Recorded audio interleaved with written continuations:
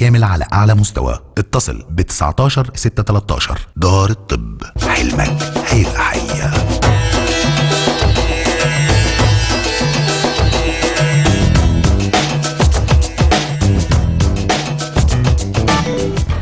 رجعنا لكم تاني بعد هذا الفاصل وبصبح عليكم. طبعا الأزمة الآن في مصر موجودة واضحة زي الشمس، والدكتور محمد مرسي فتح باب الحوار للقوى الوطنية اللي هيبقى بعد بالظبط ساعتين وربع من دلوقتي، الساعة 12 وربع، الساعة 12 ونص هيبقى الحوار الوطني اللي مفروض يخرج مصر من الأزمة. هل هنشوف هذا الخروج موجود ولا لأ؟ طب إيه أسس الحوار اللي مفروض تتم؟ خلونا نعرف ده من ضيوفنا الكرام اللي موجودين معانا النهاردة. الدكتور محمد باغا، المحلل السياسي ومدرس الإدارة المساعد بجامعة قناة السويس. صباح الخير يا فندم. صباح الخير أستاذ أحمد. ويسعدنا أيضا ويشرفنا جدا وجود الأستاذ ياسر محرز، أمين التثقيف والعمل السياسي بحزب الحرية والعدالة. صباح الخير. أهلا بيك يا فندم. تسمح لنا نبتدي كده الأول بالأستاذ ياسر بس نعرف إيه هي الأسس السليمة للحوار والتحاور؟ هل لابد من وجود تنازلات كي يتحاور جميع الأطراف؟ يعني بداية حضرتك السياسة هي فن الممكن. وأي مشتغل بالعمل السياسي يجب أن يعرف أن الحوار هو الدخول إلى مائدة المفاوضات بلا اشتراطات. نعم. وإلا فلما نتحاور؟ يعني نعم. لو أنا كل اللي أنا عايزه أخدته قبل ما أذهب للحوار، طب هنتحاور على ايه؟ طب ما اخد اللي انا عايزه وما اروحش. بالظبط. فالعجيب الحقيقه ان بعض القوى اللي بتدعي او المسماه بالمدنيه، كان هناك حاله من الصدف الشديد في التعامل مع خطاب الرئيس محمد مرسي، وهناك اصرار غريب على عدم الانجاح، وده الحقيقه شيء ما ينفعش في عمر الاوطان بالذات في اللحظات الفارقه دي. يعني اي انسان مخلص ومحب لهذا الوطن يجب أن يذهب لمائدة الحوار ويتناقش. والله ما عجبوش يطلع يقول ما عجبنيش. بالظبط. يعني إنما الاشتراطات المسبقة، ما أنت ممكن تاخد أكتر من اللي أنت بتشترطه. يعني نعم. أنت حينما تتوافر حسن النية أنت ممكن تاخد أكتر من تشترطه بكثير. نعم. وأنا أعتقد أن النهاردة أستاذ أحمد إذا صدقت النوايا في حاجات كتير قوي هتتحل. ولو فعلا الموضوع موضوع دستور وإعلان دستوري، وإن كنت أشك يعني لغاية يوم الخميس كانت عندي هذه النية الحسنة، إنما بعد خطاب الرئيس أعتقد أن في أمور أخرى يجب أن تكشف للرأي العام. نتمنى أن تكشف كل الأمور، وأن يكون في نوع من أنواع الشفافية أيضا في طرح ما يحدث بالفعل، ولو كانت مؤسسة الرئاسة عندها من المعلومات أن تظهرها وتبينها لجموع الشعب. طيب دكتور محمد، هل المصريين خلاص ابتدينا نفتقد لغة الحوار ما بيننا؟ هو للأسف احنا دلوقتي قدام مشهد غريب لأول مرة بيحصل في البيئة المصرية، وخطر جدا جدا جدا بينذر به هذا المشهد ان احنا داخلين في مرحلة جديدة جدا على طبيعة الإنسان المصري. نعم. عمر الإنسان المصري ما رفع السلاح على الإنسان المصري أخوه. الدولة المصرية اتبنت من خلال ان الإنسان المصري حس في لحظة معينة انه لازم يهدى ويبني دولته، يبنيها للمجد. نعم. فكان في الحرب ما بين دولة الشمال ودولة الجنوب، وأتى مينا موحد القطرين وجمع الدولتين مع بعض، دولة الشمال ودولة الجنوب، ودمج التاجين مع بعض، وأصبحت الدولة المصرية موجودة تقود العالم في وقت من الأوقات. اللي بيحصل النهاردة ده هي مرحلة طبيعية، لازم نعترف كمجتمع إن أي دولة تتهيأ للانطلاق قامت فيها ثورة شعبية، من المتوقع ومن المؤكد أن تحدث مرحلة اسمها مرحلة الفوضى.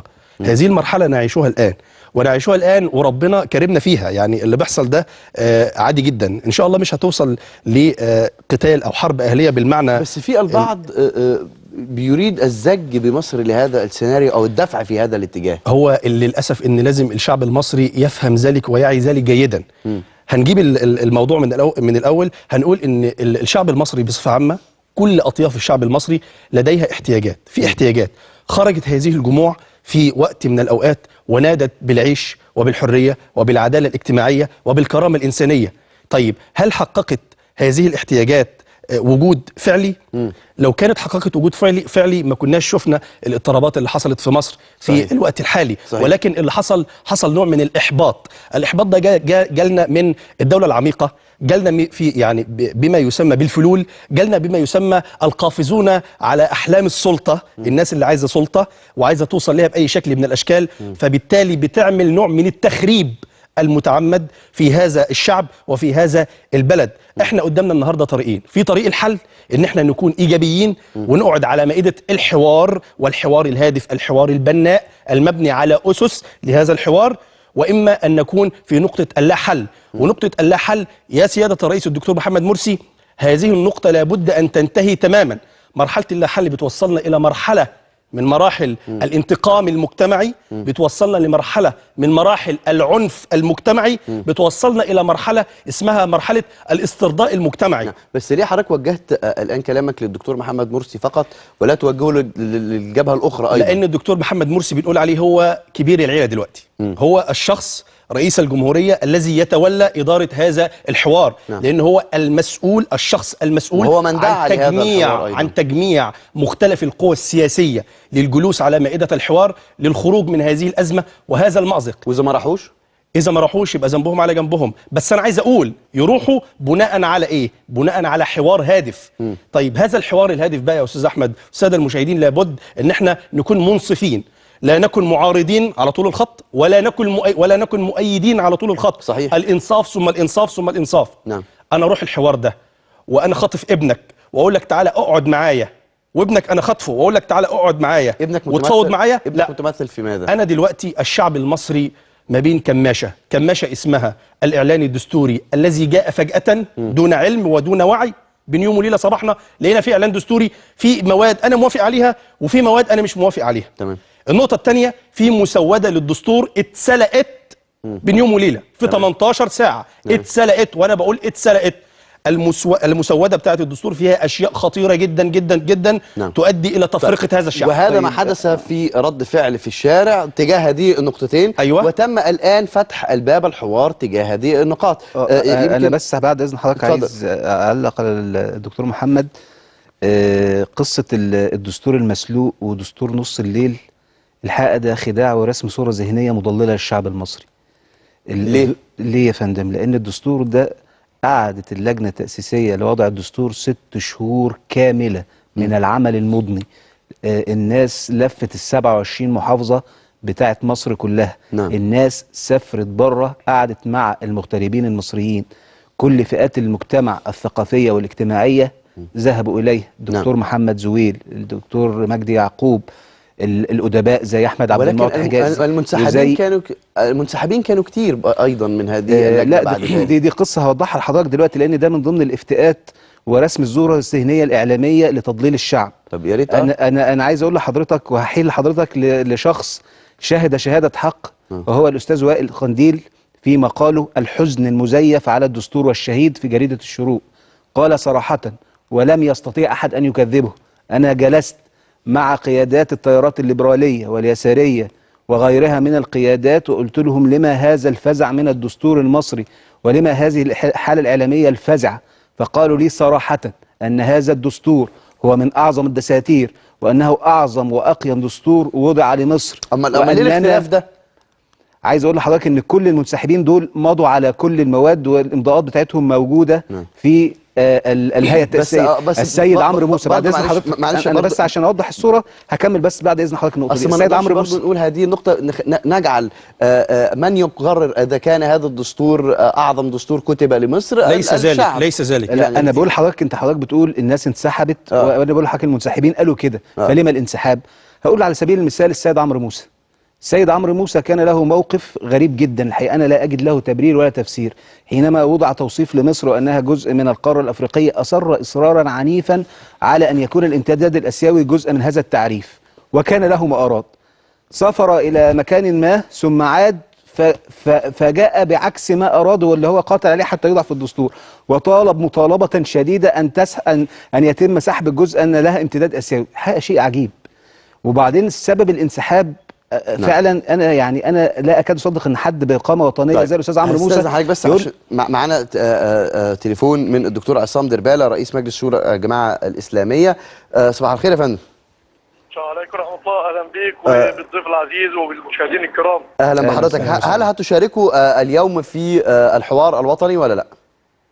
بالتاكيد ما فيش اي قوه سياسيه تريد صالح الوطن تمتنع عن الحوار. نعم. لأنك إذا امتنعت عن الحوار وامتنعت عن قبول الاستفتاء واللجوء إلى الخيار الشعبي. نعم. فإذا أنت تغلق كافة الطرق التي يمكن أن توصل إلى حل لصالح الوطن. من وجهة إذن ماذا تريد أن تفعل لكي تصل لما تطلب نعم. الوصول إليه؟ نعم. إذا أنت تريد طرق أخرى غير الحوار المنتج والمثمر، وطرق أخرى غير الاحتكام إلى الإرادة الشعبية. وأعتقد أن هذه الطرق رأيناها عندما رأينا التظاهرات الممزوجة بعنف ممنهج ومخطط من قبل الإعلان الدستوري. نعم. وهذه نقطة هامة يجب أن نتذكرها اليوم، أن الإعلان الدستوري لم يكن هو الذي فجر دائرة العنف التي رأيناها في محمد محمود من 19 نوفمبر الماضي، وأيضا رأيناها في حرق مكتب الجزيرة مباشر قبل الإعلان الدستوري، ورأيناها بعد ذلك في محيط السفارة الأمريكية في ظل تظاهرات سلمية كانت موجودة نعم. في التحرير، ورأيناها أيضا أمام الاتحادية عندما هم البعض في تظاهرة الثلاثاء أن يقفز فوق سور الاتحادية.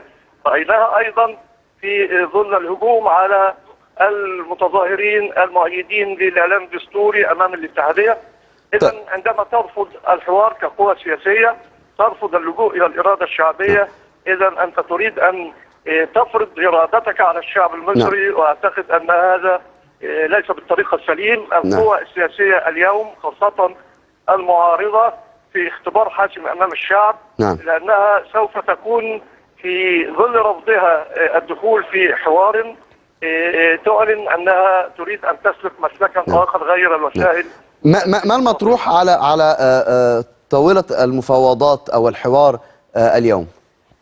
يعني لم يتحدث بعد الموضوعات التي سوف تكون محل النقاش، ولكن ما طرح من قبل السيد نائب رئيس الجمهورية وما فهم من وزير العدل وما فهم من خطاب السيد رئيس الجمهورية أن الأمور ستكون متعلقة بمناقشة بعض مواد الإعلان الدستوري، أيضا سوف تكون متعلقة بالنظر في قضية المواد الخلافية الخاصة بالدستور نفسه. وأيضا يعني الدستور نفسه مطروح. يعني هذه مسألة طرحت من قبل نائب الرئيس وطرح حلا محددا أن يتم حصر المواد الخلافية ويتم الاتفاق على حلول لها، يتم وضعها بعد ذلك في وثيقة يتم التوقيع عليها أمام الأمة المصرية ويلتزم بها القوى السياسية بعد انتخابات مجلس الشعب القادم لإتمام التعديل على الدستور الذي سيستفتى عليه بعد ذلك. هذه هي الآلية التي طرحها نائب رئيس الجمهورية وهي محل نقاش بكل تأكيد. وأيضا الأمور المتعلقة بتفعيل مجلس الشورى كمجلس تشريعي يتم تفويض اختصاصات الرئيس التشريعي. نعم شكرا. الرئيس. فإذا المجال يتسع لجميع القضايا التي يريد جميع المصريين الوصول فيها إلى حل لصالح. ونتمنى اليوم هناك نقطة هامة يجب أن تكون واضحة أمام المواطن. اتفضل. ماذا تختار أيها المواطن؟ أن يكون بين يديك دستور يعبر عن أمالك وتطلعاتك ويحقق أهدافك بشكل كبير ويحقق الحرية والعدالة الاجتماعية ويقيم دولة القانون واستقلال القضاء ويعطي توازنا مقبولا إلى حد ما بين السلطات، ولا تترك هذا الخيار لكي تدخل في شد وجذب وصراع سياسي؟ بس احنا عايزين يكون عايزين الدستور يكون دستور توافقي يا دكتور عصام. دكتور عصام نعم شكرا دكتور عصام، شكرا على هذه المداخله، ولكن احنا نتمنى ان يكون الدستور دستور توافقيا ومش يا اما اوافق على ده يا اما ارجع للاعلان الدستوري تاني. يعني ده امر مش صحيح يا استاذ احمد. يعني عايز حضرتك بس يا دكتور الموضوع ده كنا ممكن نقبله لغايه خطاب السيد الرئيس. انما السيد الرئيس وضح وضوحا تاما أن الإعلان الدستوري سينتهي بصوت الشعب المصري سواء بنعم أم لا. ودي الحقيقة النقطة اللي احنا لو حصل لا هنرجع لأنهي دستور؟ هنحل بقى اللجنة التأسيسية دي كلها وهنأسس لجنة تأسيسية جديدة وهنشتغل يعني إيه ده؟ ده معناه أصل دي نقطة مهمة. ده معناه إن الإعلان الدستوري سيسقط كده بعد 5 أيام حتى لو قال الناس لا على مسودة الدستور. ما هو ده للاسف الشديد يا استاذ احمد ان الاعلام مش راضي يوضحه للناس. انا عن نفسي ما اعرفش. يعني هو الاستاذ عصام دلوقتي لسه قايل حالا اما ان تختاروا الاعلان الدستوري او تختاروا مسوده الدستور للاستفتاء عليها. يا فندم انا عايز النهارده انا بتكلم. خطاب الرئيس كان واضح جدا. اسمح لي يا استاذ ياسر، انا بتكلم خطاب الرئيس كان واضح النهارده جدا انا بتكلم النهارده في مثاليه خلقتها ثوره 25 يناير. نعم. وهي الحريه. اين الحريه في اختياري كمواطن ان انا اختار دستوري السليم، الدستور الصح. الدساتير ما بتتعاملش بالاغلبيه. نعم. الدساتير بتتعامل باحترام الاقليه. نعم. انا بسال الاخوان المسلمين والتيار الاسلامي بصفه عامه واعضاء اللجنه التاسيسيه الذين وضعوا الدستور وبه بعض العوار. يعني انا عايز يعني لو حصل في يوم من الايام ان الناس دي اتت في موقع المحكوم نعم. مش الحاكم، ماذا سيكون مصيرهم؟ هيقولوا يا ريتنا عملنا الدستور بشكل صح. بس سؤال، لان في ماده داخل الدستور بيحق لخمس مجلس الشعب ان يطرح اي تعديل داخل الدستور ما يعجبوش ان هو يطرح. وايه الضمانه ليا وايه اللي يوقعني في كده؟ الاغلبيه هنا متغيره. انا صح. يعني انا دلوقتي الاغلبيه متغيره. انا دلوقتي ماشي في الطريق الصح يا فندم. يا فندم يا استاذ احمد، انا دلوقتي امشي يعني سلحفه في طريق صح ولا امشي غزال في طريق غلط؟ لا، امشي انا عندي امشي سلحفه في طريق صح. انا دلوقتي لما اعمل الدستور، دستور جمهوريه مصر العربيه، نعم. الذي يحكم كل شيء في الدوله، نعم. وعلى مدار سنوات وسنوات وسنوات، نعم. ياتي حكم الاخوان المسلمين، نعم. ياتي حكم من ياتي، صح. هذا دستور متواجد. لابد ان يتوافق عليه جميع افراد. هذا مطروح الان امام الحوار، ويمكن الدكتور عصام دربالة نفسه قال ان النقاط الخلافيه اللي موجوده داخل الدستور سيتم المناقشه عليها. طب الاعتراض على ايه بقى؟ هم بيعترضوا تقريبا على 12 ماده في الدستور. طيب ماشي، ما بيقول لك مفتوحه للنقاش. انا عايز اقول لحضرتك حاجه من المضحكات المبكيات. نعم. من المضحكات المبكيات ان احنا عمالين نقول توافق توافق توافق. كل المواد اللي اتفق عليها ان تكون توافقيه جاءت لو سمحت يا دكتور بس عشان بس الحوار يعني يصل للمشاهد. تمام. احنا الناس اللي قعدت في اللجنه التاسيسيه دي قال لك يا جماعه احنا في حاجات توافقيه لازم هنتوافق عليها كلها، ودي جميع القوى بما فيها الكنيسه المصريه مضت عليه. الاعجب يا فندم ان كل اجيب لما طلب له. يعني الكنيسه المصريه طلبت للمره الاولى في الدساتير المصريه ان تكون لها ماده حافظه مانعه، وقد اجيبت لما طلبت، ودي الحاجه العجيبه جدا. لذلك الناس استعجبت ان الناس اشتغلت وتوافقت، وقبل التصويت بالظبط كله انسحب. ودي كانت ظاهره عجيبه. يعني الكنيسه المصريه طلبت بان يكون لها نص بان يحتكم المسيحيين الى شرائعهم. لم يكن المسيحيين فقط، ده المسيحيين الامر. انا بعض السلفيين كانوا ايضا يرفضوا بعض النقاط، ولكن فضلوا موجودين داخل الجمعيه التاسيسيه وما مشيوش. قالوا ان الحد الادنى متواجد، ان في الماده الثانيه بتنص على مبادئ الشريعه وفي ماده اخرى بتنص على الاحتكام الاصول الكليه. عايز بس بعد اذن حضرتك كده اوضح نقطه مهمه جدا، ان احنا للاسف الشديد يعني بقت ثقافتنا كلها مستقاه من برامج التوك شو، ولا ننظر الى تاريخ الامم ونشوف الناس بنت دولها ازاي. يعني امريكا ان احنا بنتباهى بيها بانها القدوه والمثل في الديمقراطيات. سنه 1878 حينما وضع الدستور الامريكي وضع حضرتك في 5 شهور. من كام؟ 5 شهور. ثواني يا فندم هكمل لحضرتك. 5 شهور، وكانت هناك واتغير على فكره. كانت هناك من 7 مواد. وكانت هناك مشاكل رهيبه بين ولايات الشمال وولايات الجنوب، مشاكل اكثر تعقيدا بكتير من اللي احنا عندنا.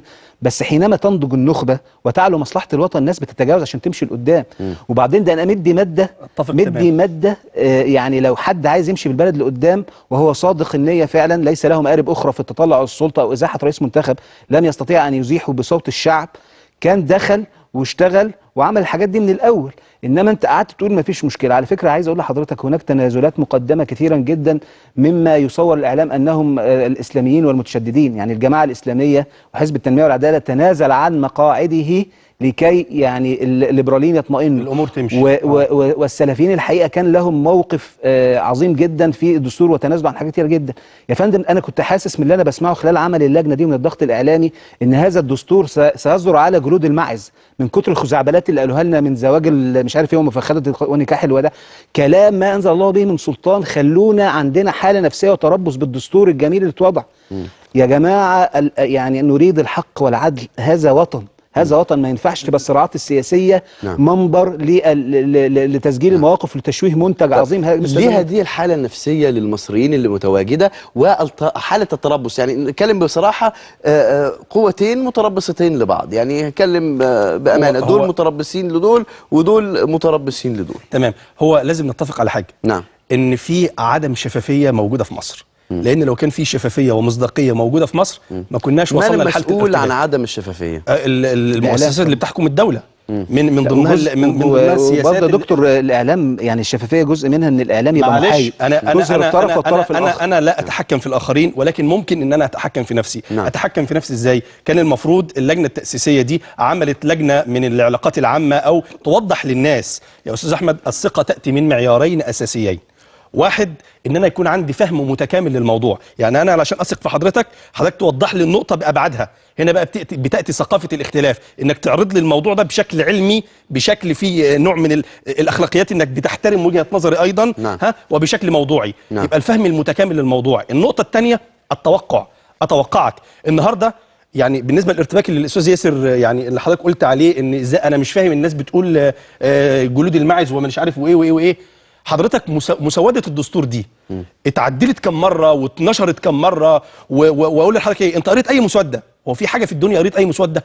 من اين هذا؟ قبل ان يطرأ عليها التعديل. يعني من اين هذا؟ على فكره دي انا شايف ان دي تحسب انسحاب اعضاء اللجنه التاسيسيه اللي انا عرفته او سمعته، انه تكونت لجنه من 3 أو 4 ان هم يعدلوا بعض يعني صياغات اللغه، فعدلوا في المواد نفسها، فطلعت المسوده بالشكل النهائي. فمن اين تاتي الثقه؟ لازم هيكون في حاله ارتباك. حضرتك قلت لي حاجه مهمه جدا، حضرتك قلت لي التوقع.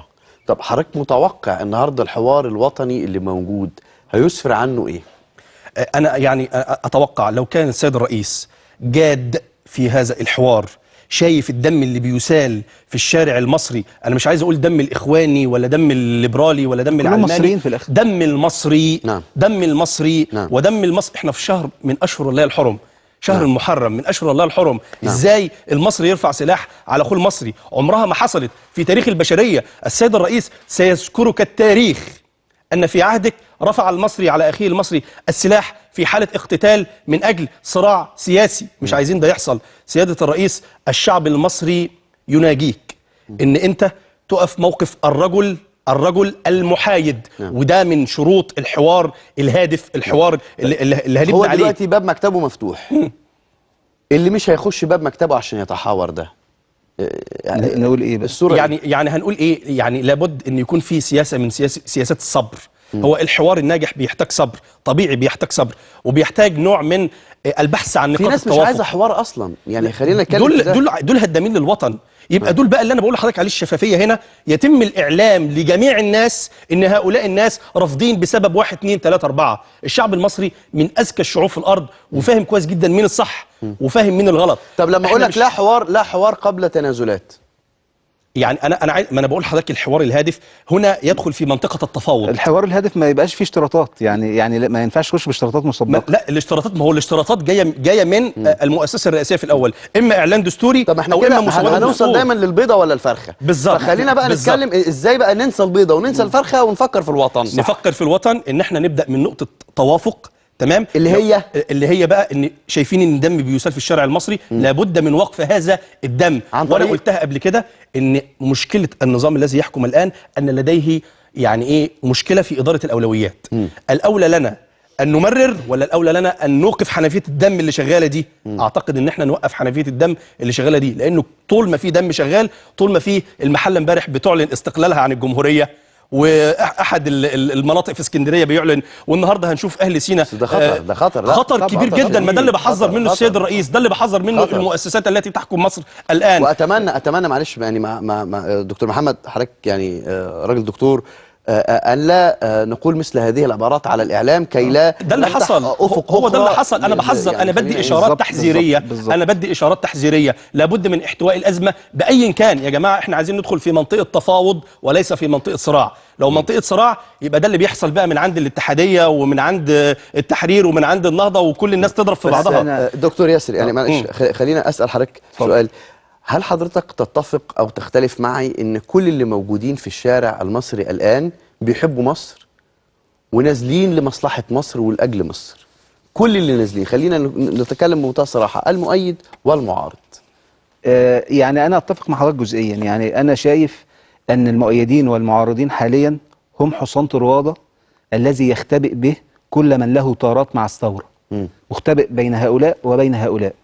اللي ضرب نار على المصريين يوم الأربعاء والناس اللي ماتت دي، ولا هو بينتمي إلى المؤيدين ولا هو بينتمي إلى المعترضين. ده صاحب فتنه. ده طب احنا نقدر، معلش انا بس عايز اكمل بس لحضرتك النقطه دي لانها مهمه. نطلعه بقى. ما انا عايز اقول لحضرتك الطرف الثالث دي ما انا بقى. عايز اقول لحضرتك ده؟ احنا دلوقتي انا شايف ان احنا عندنا الحل ونهرب منه هروبا. اللي هو ايه بقى؟ اللي هو ان احنا اليات اداره الدول، يعني الدول لا تدار بالحشود، انت تحشد وانا احشد. حضرتك شفنا مبارزه في الفتره السابقه دي بين المؤيدين والمعارضين.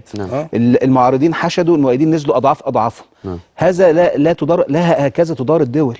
وانا الحقيقه طب طالما لا تدار الدول بهكذا، ليه ما بس استاذ احمد بعد اذنك ثواني بس. طيب ماشي، كمل حضرتك وبعدين هسال حضرتك. ماشي اتفضل. الدول تدار بالاحتكام الى الشعوب، ما ينفعش، لان من دلوقتي لغايه يوم الدين دائما وابدا هيكون في قرارات في جزء من الشعب بيعترض عليها. هل اداره الدوله ان انا كل قرار في جزء من الشعب معترض عليه ان انا اروح ضارب خيام في كل اماكن الدوله الحيويه؟ اكمل بس بعد اذن حضرتك. يعني المقاطعات انا بسمع لحضرتك وبسمع الاستاذ احمد، اجي اتكلم بتقاطعوني الاثنين. فليس هكذا تدار الدول. يعني انا الحقيقه مستغرب جدا ان بقت في احتكار للاماكن بتاعت البلد. انا دخلت التحرير حطيت ايدي عليه، اروح داخل على الاتحاديه واحط خيامي شويه، اروح رايح على مسبير وحاطط خيامي وخلاص، وبقى حق مقدس ان انا معتصم سلمي ما حدش يجي الناحيه ديت. فليس هكذا تدار الدول. احنا عندنا اليات لاداره الدول وهي الاحتكام الى صوت الشعوب. وانا الحقيقه بستغرب على النخبه وما يسمى بالقوى المدنيه من حاله الرعب الشديد من الالتجاء الى الصناديق. وان دائما وابدا اذا كانت النتيجه لا تتوافق معهم ومع هواهم يبقى زيت وسكر، جنه ونار، شعب امي وغبي ومش عارف مصلحته فين، وهكذا لغايه ما هم يطلعوا في الانتخابات وتيجي التصويت لصالحهم. الحقيقه دي مراهقه سياسيه شديده جدا ومردود عليها ردود واضحه جدا. وعندنا نماذج ثواني يا فندم زي دوله الهند.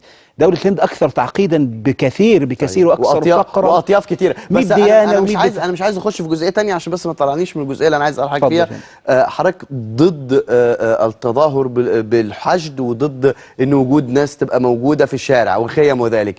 طب بما تفسر أنا مش ضد التظاهر، حرية يعني تمام، يعني ضد الخيم وضد إن أنت تضع نفسك في كل مكان وتشيل بيه. بما تفسر وجود الآن البعض أمام المحكمة الدستورية العليا، خيم أمام الدستورية العليا وخيم أمام الآن مدينة الإنتاج الإعلامي. ده سؤال ممتاز جدا. بداية زي ما قلت لحضرتك كده، الموقف واضح وثابت لحزب الحرية والعدالة أننا ندين تعطيل أي مؤسسة من مؤسسات الدولة وشل حركتها بما فيها المحكمة الدستورية. بما فيها المحكمة الدستورية. فالأمر محسوب. ومدينة الإنتاج طبعا. ومدينة الإنتاج. واللي بيحصل. طب يعني يكمل يعني. اتفضل. فإنما يا فندم اللي احنا شايفينه ده عرض لمرض. الناس ليه راحت وقفت قدام المحكمة الدستورية؟ على فكرة دي مش أول مرة الناس تقف وتعتصم وتعمل. الناس دي شفناها واقفه قدام في محاكمات الغاز الطبيعي وفي محاكمات كثيره جدا، ولكن المشهد السياسي الملتهب وتغول المحكمه الدستوريه العليا في السياسه ووغولها في السياسه اللي احنا ننأى بهم كقضاة مصر هو اللي خلى الشعب مستفز من ضده. انا لما اكون عندي قضاء عمال يكعبل الدوله كل شويه وبيهدم المؤسسات المنتخبه، صحيح كله بالقانون، بس في حاجه اسمها عين المصلحه. انا عندي دوله ناشئه ملتهبه لازم اراعي فيها عين المصلحه، انما كان كل شويه حد يرفع قضيه اروح مسقط مؤسسه من مؤسسات الدوله المنتخبه، فالناس استفزت. بقت حاسه ان القضاء على الرغم ان هو قضاء عادل وشامخ، انما بقى في احساس عند الناس. طب ليه ما نبتديش بمبادره من داخل حزب الحريه والعداله وجماعه الاخوان المسلمين بان لا احنا لازم احترم كل المؤسسات اللي موجوده، وتبقى هي هذه المبادره يا جماعه لو سمحت كل واحد يرجع بيته ويلموا كل هذه الاعتصامات اللي موجوده امام مؤسسه الدوله، ويبقى هذه هي المبادره. عشان الطرف الثاني ممكن يقول نفس الحكايه اللي حضرتك بتقولها، ان هناك تغول من رئيس الجمهوريه وان هناك وان هذا هو المبرر للاعتصام امام الاتحاديه مثلا. ده بالفعل تم من خلال الدكتور سعد الكتاتني رئيس حزب الحريه والعداله، ان احنا نشدنا ان كل الناس اللي ليها ناس في على الارض ان تنسحب هذه الحشود حتى يكون هناك بيئه هادئه لعمل مؤسسات الدوله. انما الحقيقه انا سمعت امبارح حاجه عجيبه جدا، يعني مش قادر اتصور ابدا. اما كنت قاعد مع احد الضيوف من القوى المدنيه قال لك احنا مش زيكم، احنا نقدر نمثل الناس بس ما نقدرش نرجعها، انتوا ناس منظمه.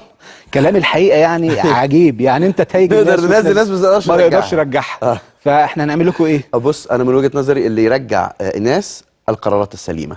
أكيد. دكتور محمد اتفضل. يعني انا عايز اقول يعني برضو المبادرات اللي بتحصل في المجتمع، يعني علشان السيد الرئيس يعمل حوار صح لابد ان يحاسب من احدث حاله التهييج المجتمعي دي هتدخلنا في مشكله ثانيه، وهم معروفين. ده انت كده هتدخلنا في مشكله كبيره. هو ده لابد من. بس هل نستطيع الان محاسبه؟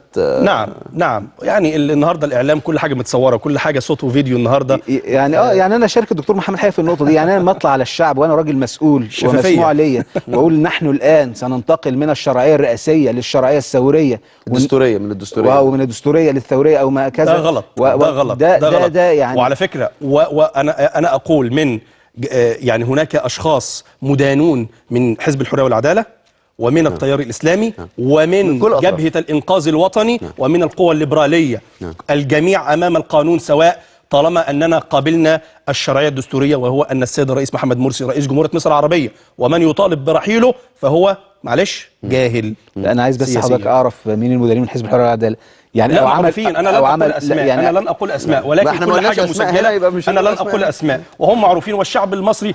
هناك انا سؤال المديرين من داخل حزب الحريه والعداله ولا من داخل الجماعه؟ من داخل قيادات حزب الحريه والجماعه، من داخل قيادات حزب الحريه والعداله، الذراع السياسي لحركه لجماعه الاخوان المسلمين، ومن داخل قيادات الاخوان نفسهم هم معروفين بالاسم. لا ما انا معلش بس بعد اذن حضرتك، يعني يجب ان نكون محددين عشان المشاهد لا يلتبس عليه الامر. انا مش هقول اسماء. ثواني بس يا استاذ دكتور، انا لن اسبب لك الاحراج، بس احنا عايزين نفصل بين حزب الحريه والعداله اللي يرأسه الدكتور سعد الكتاتني وللعبد الله قاعد مع حضرتك متحدث باسمه، لان الناس يجب ان يتضح لها الامور.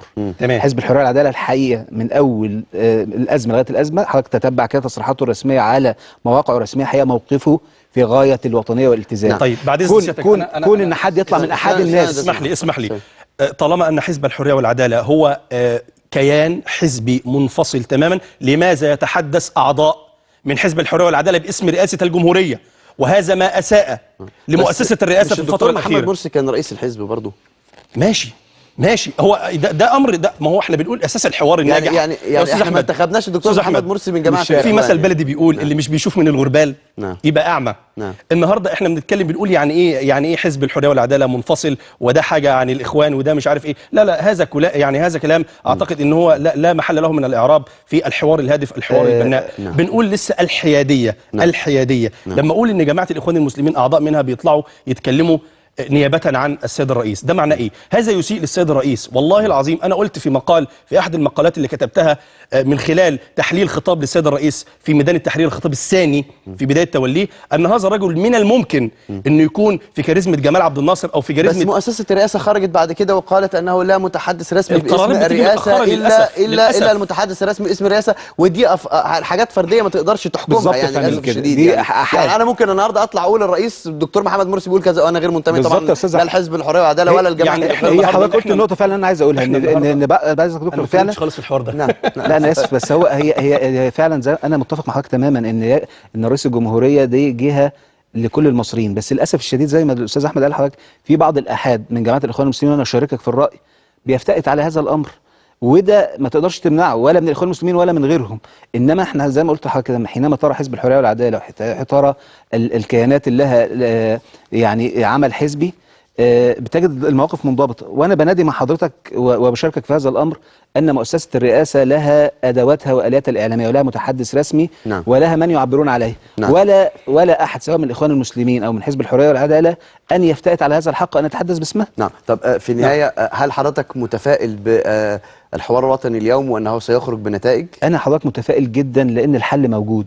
والشعب المصري هكمل بس حضرتك، والشعب المصري شعب ذكي جدا. انا بعد 5 ايام اقدر اعمل اللي انا عايزه كله، اسقط الاعلان الدستوري واسقط الدستور واسقط اللجنه الدستوريه لو انا مش عايزه. مش بعد ايه؟ حتى لو بلا، حتى لو تم الاستفتاء على الدستور بلا، ما هي دي سيسقط الاعلان الدستوري بالظبط كده. وده اللي احنا كنا متخوفين منه. دكتور محمد، يعني انا مع الحوار اينما كان. هل حضرتك متفائل بالحوار النهارده؟ للحوار ثمار باي شكل من الاشكال، ولكن يعني على اي اساس يبنى هذا الحوار؟ على اساس ان انا اخطف ابنك واقول لك تعالى احاورك؟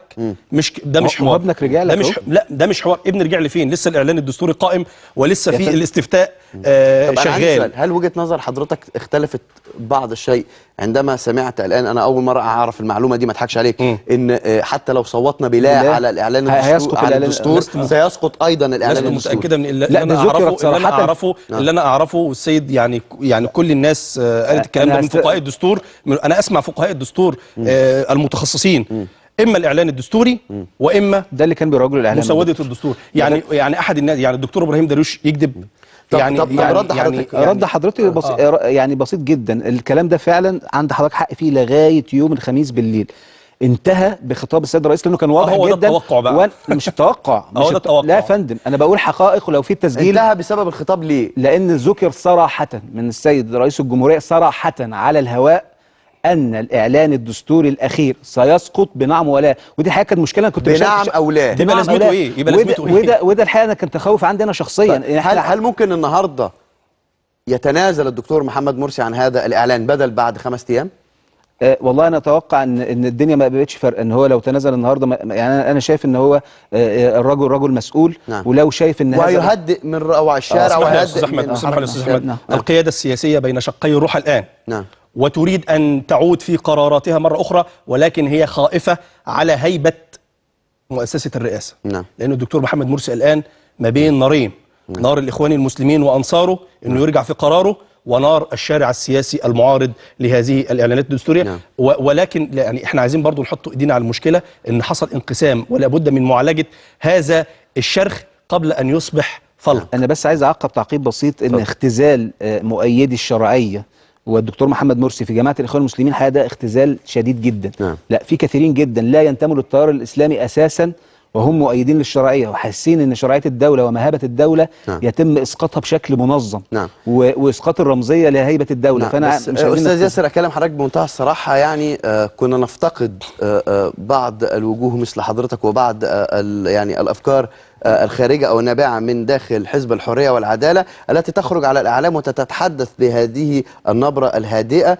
وبالخروج لحلول. يعني انا عايز اقول لحضرتك، انا كاعلامي ما كنتش اعرف ان اذا تم التصويت بلا على الاستفتاء في الدستور انه سيسقط. نعم. الاعلان الدستوري ايضا. يعني الناس كلها كانت بتتخوف ان لا، حتى لو قلنا لا هنرجع تاني اللي هو الاعلان الكارثي اللي هو من وجهه نظر البعض ان هو يؤله الدكتور محمد مرسي. ده خطأ مين بقى يا استاذ احمد هنا؟ ده خطأ مين؟ فاين الشفافيه هنا يعني؟ لا، يعني لو على افتراضيه ان كلام الاستاذ ياسر هو كلام صحيح وسليم، طيب ليه ما بيطلعش متحدث رسمي ويقول الكلام ده لجمهور ده رئيس الجمهوريه. يا جماعه رئيس الجمهوريه قال يا جماعه امتى قال بعد وقوع الكارثه؟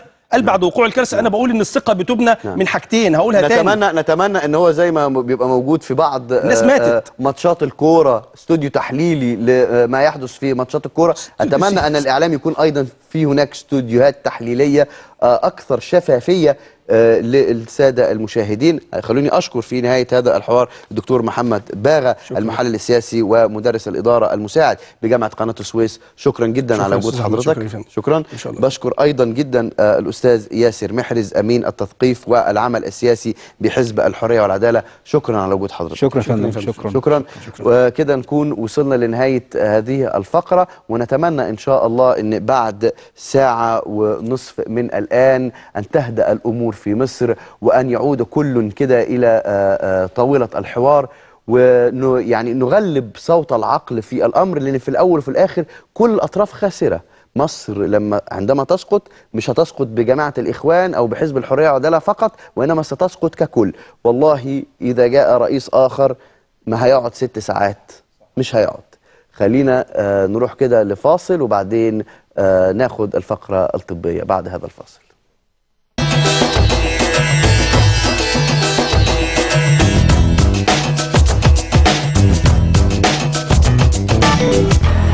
دار الطب، فريق طبي متكامل على أعلى مستوى. اتصل ب 19 613. دار الطب، حلمك هيبقى حقيقة.